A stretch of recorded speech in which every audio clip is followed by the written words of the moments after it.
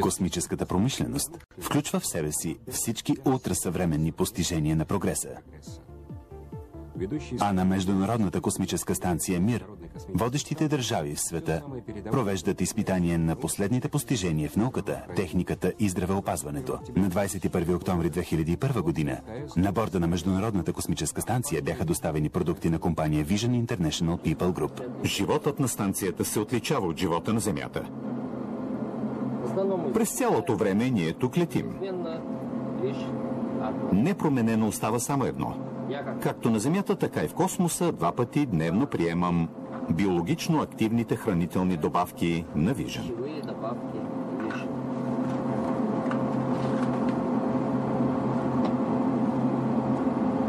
Благодарение на тях, на 52 години, за 4-ти път изпълнявам мисия на космическата орбитална станция. Повярвайте, съвсем не е лесно да прекараш година и половина в космоса.